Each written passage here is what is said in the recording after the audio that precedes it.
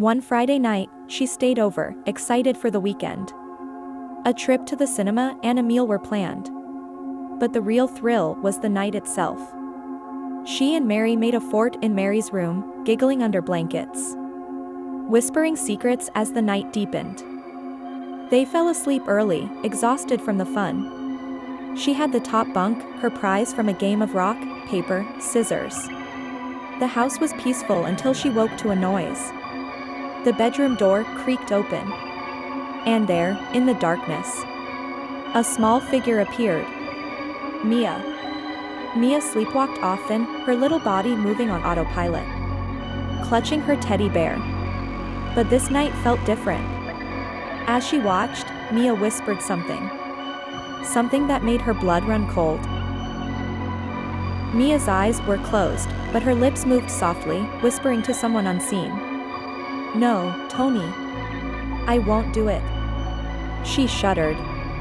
Remembering what Mary had said, Mia had an imaginary friend named Tony. A friend who dragged her from her bed in her dreams. A friend who didn't seem imaginary at all that night. Suddenly, Mia stopped moving. She climbed into the bottom bunk next to Mary, muttering in her sleep. But just as the room fell silent, she saw it, a shadow. Not Mia. Not Mary. A child-sized figure, faceless and watching.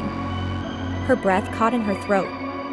Her skin crawled as the faceless figure watched her, silent, unmoving.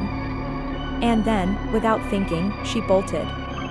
Out of the room, down the hall, sobbing into the safety of her aunt and uncle's room.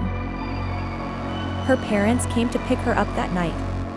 She refused to sleep there ever again. As they drove away, she glanced back at the house. Mary waved goodbye from the window, but behind her, Mia stood smiling. Smiling in a way that wasn't right. Years passed, and Mia grew older, seemingly normal, cheerful even. But sometimes, when no one was looking, Mia would stare off into a corner, whispering to no one at all. Even now, years later, she can't shake the feeling that Tony never left.